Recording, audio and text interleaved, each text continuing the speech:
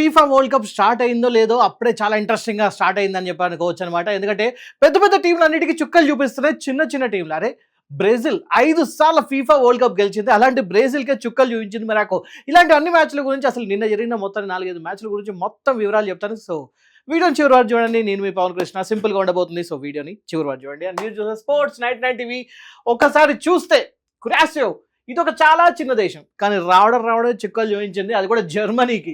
నిజంగా జర్మనీ ఇలాంటి ఒక షాక్ అయితే రెడీగా లేదు. మొత్తానికి అయితే మ్యాచ్ చూసుకుంటే గ్రూప్ ఈలో 7-1 తోటి జర్మనీ అయితే గెలిచింది. అదేంటి 7 గోల్స్ కొట్టారు కదా, మరి జర్మనీకి ఎందుకు చుక్కలు కనిపించిందంటే కురాసియో చాలా అంటే చాలా గట్టి పోటీ ఇచ్చిందనమాట. అసలు ఫస్ట్ గోల్ ఇలాంటి చిన్న మ్యాచ్లు జరిగినప్పుడు, అంటే చిన్న టీంలతో జరిగినప్పుడు ఫస్ట్ గోల్ ఎవరు కొడతారని చెప్పి అనుకుంటారు, జర్మనీ లాంటి టీమే కొడుతుంది అనుకుంటా. కానీ ఫస్ట్ గోల్ కొట్టింది ఎవరంటే కురాసియో.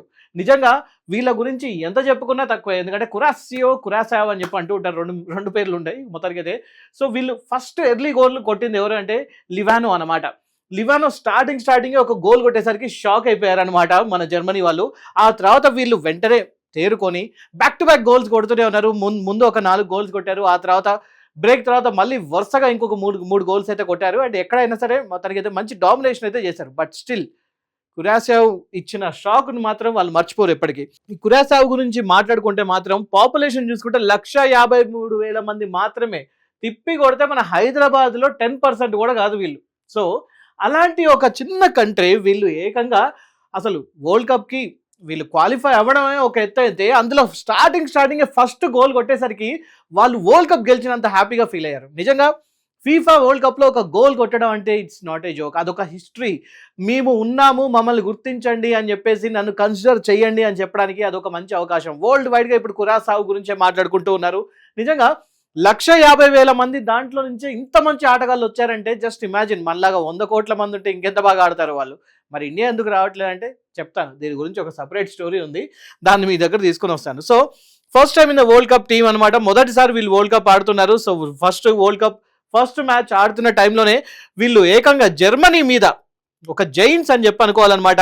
సో వాళ్ళ మీద ఎర్లీ గోల్, ఫస్ట్ గోల్ వాళ్ళే స్టార్ట్ చేశారు. సో దీన్ని ఎవరు అసలు ఊహించరు. ఎవరైనా ఏమనుకుంటారంటే 7-0 అవుతుంది, లేకపోతే 10-0 అవుతుంది అని చెప్పి అనుకుంటూ ఉంటారు. ఎందుకంటే చిన్న దేశం, అదే ఒక బ్రెజిల్లో లేకపోతే సౌత్ ఆఫ్రికానో లేకపోతే ఇంకా వేరే మంచి పోర్చుగీస్ లాంటి మ్యాచెస్ జర్మనీ వాళ్ళతో అయితే అప్పుడు టై అయ్యే అవకాశమో, లేకపోతే లైక్ ఒక 1-2 గోల్స్ అటు ఇటు జరిగే అవకాశం ఉంటుంది, ఒక టగ్ ఆఫ్ వార్ ఉంటుంది. కానీ ఇక్కడ అలాంటిది ఏం ఉండదు. బట్ స్టిల్ ఒక గోల్ కొట్టారు, ఎర్లీ గోల్. దాంతో మొత్తానికి అయితే ప్రపంచం మొత్తం మాట్లాడుకునేలా చేశారనమాట. అండ్ ఆ తర్వాత ఇంకొక ఎమోషనల్ మ్యాచ్ గురించి మాట్లాడుకోవాలి, అదే స్కాట్లాండ్ వర్సెస్ హైతీ. నిజంగా వీళ్ళిద్దరు కూడా చాలా కష్టపడ్డారు ఈసారి మ్యాచ్ గురించి అని చెప్పి అనుకోవచ్చు. ఒక్క గోల్తోని గెలిచారు. ఆ తర్వాత వాళ్ళు ఎలా ఎమోషనల్ ఫీల్ అయ్యారు, ఎలా ఏడ్చారు అనే దాని గురించి చెప్తే మాత్రం మీరు షాక్ అవుతారు. ముఖ్యంగా స్కాట్లాండ్కి ఇప్పటిదాకా ఒక 36 సంవత్సరాల నుంచి ఉన్న ఒక పీడకల ఇవాడితో విరగడైపోయిందని చెప్పి అనుకోవాలన్నమాట. ఎందుకంటే 1990s వాళ్ళు ఒకసారి మ్యాచ్ ఆడారు, ఆ తర్వాత ఇప్పటిదాకా స్కాట్లాండ్ ఎప్పుడు కూడా గెలిచింది లేదు. సో వాళ్ళకి ఒక గోల్ అనేది ఇంపార్టెంట్, అండ్ ఆ తర్వాత అన్నిటికన్నా ముఖ్యంగా వాళ్ళకి ఒక విక్టరీ అనేది ఇంపార్టెంట్. నిజంగా చాలా కష్టపడి 28th మినిట్లో జాన్ వచ్చేసి ఒక మంచి గోల్ కొట్టాడు అనమాట. సో ఆ గోల్ కొట్టిన తర్వాత కూడా హైతీ పూర్తిగా ట్రై చేసింది, కనీసం మ్యాచ్ని డ్రా అన్న చెయ్యాలి అని చెప్పేసి పూర్తిగా ట్రై చేసింది, కానీ హైతీకి ఎక్కడ కూడా ఛాన్స్ ఇవ్వలేదు. సో ఫైనల్లీ మ్యాచ్ అయిపోయేసరికి, ఫుల్ టైం అయిపోయేసరికి స్కాట్లాండ్ 1-0తోని గెలిచింది. నిజంగా ఇలాంటి ఒక ఎమోషనల్ సీన్ అనేది ఆ తర్వాత మ్యాచ్ గెలిచిన తర్వాత ఎమోషనల్ సీన్స్ అనేది చూస్తే మాత్రం మనకు అర్థమవుతుంది. అక్కడ ఉన్న ఆడియన్స్ కానివ్వండి, ఫ్యాన్స్ కానివ్వండి, లేకపోతే ఈ స్కాట్లాండ్ ఎంటైర్ టీమ్ కానివ్వండి, చాలా ఎమోషనల్ ఫీల్ అయ్యారు. సో ఇంకా చాలా మ్యాచెస్ ఇలానే జరిగాయి. సో ఇప్పుడు మనం మాట్లాడుకోవాల్సింది గ్రూప్ డిలో జరిగిన match, Australia versus Turkey. So Turkey గురించి మాట్లాడుకోవాలన్నమాట. నిజంగా ఒక మంచి ఫైన్ గేమ్ జరిగింది ఇక్కడ. ముఖ్యంగా స్కోర్ చూసుకుంటే నెస్టోరీ 27th మినిట్ దగ్గర హీరోగా నిలిచాడు అనమాట. ఫస్ట్ గోల్ కొట్టాడు, అది కూడా టర్కీ మీద. సో ఫస్ట్ గోల్ కొట్టిన తర్వాత టర్కీ చాలా విధాలుగా ప్రయత్నించింది అనమాట. 1 కాదు 2 కాదు 8 గోల్స్ కొట్టడానికి ప్రయత్నించింది. బట్ ఎక్కడా కూడా ఆస్ట్రేలియా ఛాన్స్ ఇవ్వలేదు. అసలు దాన్ని మ్యాచ్ని ఎట్టి పరిస్థితుల్లో మేము డ్రా అవ్వనివ్వం అని చెప్పి అనుకున్నట్టుగా చేశారు. అండ్ కార్నర్ కూడా వచ్చేసి 75th మినిట్ దగ్గర ఇంకొక గోల్ కొట్టాడు. సో ఆ విధంగా 1-0 కాస్త 2-0 లీడ్తోనే ఆస్ట్రేలియా ముందుకెళ్ళింది, అని టర్కీ వెనక్కి వచ్చేసింది. బట్ ఇక్కడ టర్కీ గురించి మెచ్చుకోవాల్సిన విషయం ఏంటంటే 1 కాదు 2 కాదు 8 సార్లు గోల్ దాకా కొట్టడానికి వెళ్ళారు. గోల్ ఆల్మోస్ట్ అయిపోయేది. బట్ ఇక్కడ మనం మెచ్చుకోవాల్సింది అగైన్ ఆస్ట్రేలియా గోల్ కీపర్ని. మొత్తం 8కి 8 గోల్స్ని అతను ఒక వాల్ లాగా, ఒక గోడ లాగా ఆపాడు.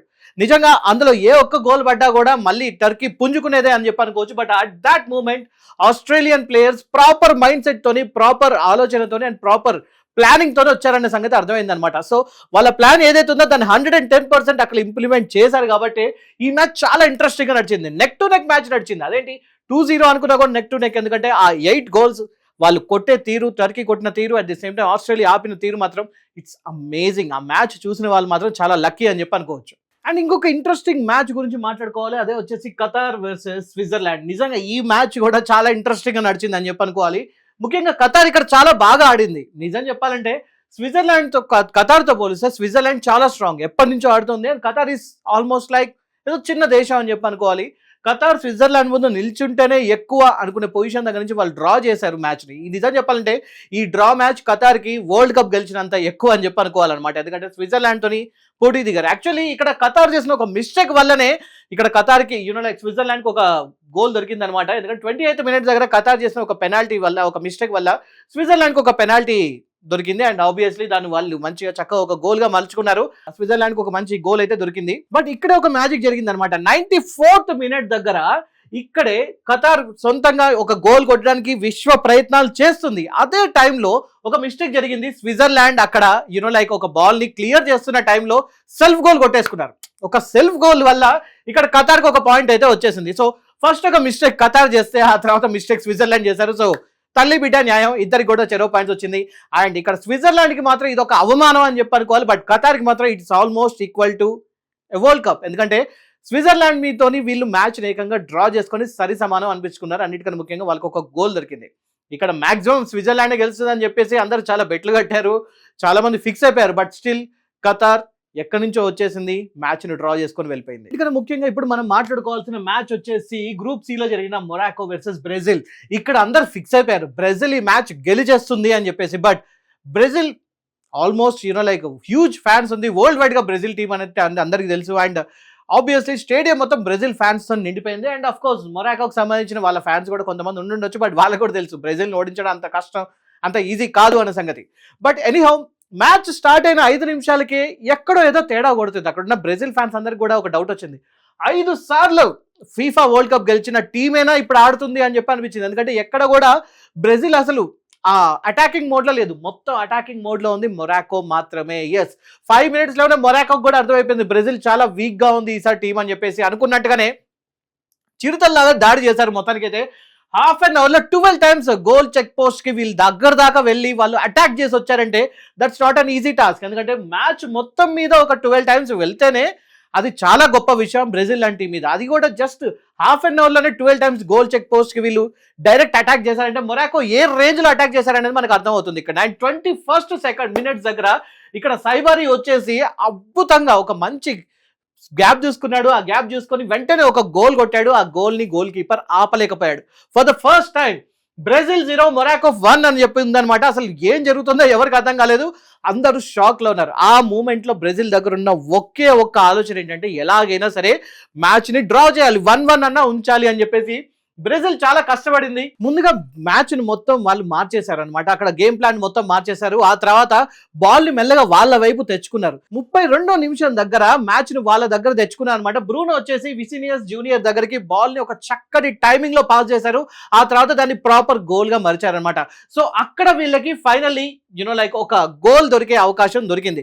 సో ఆ తర్వాత మ్యాచ్ నువ్వా నేనా అన్నట్టుగా సాగింది. బట్ స్టిల్ ఎలానో అలా మొరాకో అయితే ఇంకొక గోల్ అయితే ఇవ్వలేదు. బట్ స్టిల్ వాళ్ళు కూడా గోల్ కి ట్రై చేసినా కూడా వీళ్ళు ఈసారి స్ట్రాటజీని మార్చారు కాబట్టి బ్రెజిల్ వెంటనే గాయపడ్డ సింహాల్లా తేరుకున్నారు. సో ఆ విధంగా మొత్తానికి అయితే మ్యాచ్ ని 1-1 తోని ముగించేశారనమాట. బట్ స్టిల్ బ్రెజిల్ కి నిజంగా ఇలాంటి ఒక ఘోరమైన అవమానం జరుగుతుందని ఎవరు ఊహించలేదు. ఎందుకంటే బ్రెజిల్ అంటే డెఫినెట్లీ చెప్తున్నాను ఒక strong team in the FIFA world cup. 5 సార్లు వాళ్ళు ఫీఫా వరల్డ్ కప్ కొట్టారు. మరి అలాంటి టీం నిజం చెప్పాలంటే తప్పకుండా ఇప్పుడు ఎలాగైతే జర్మనీ 7 goals కొట్టిందో కురాసో మీద, అలానే వీళ్ళు కూడా కొన్ని గోల్స్ కొడతారని చెప్పి అనుకుంటే అలా జరగలేదు. So this is up. మొత్తానికైతే చిన్న టీమ్స్ అన్ని కూడా పెద్ద టీమ్స్ కి ముచ్చెమటలు పట్టించాయి ఈసారి.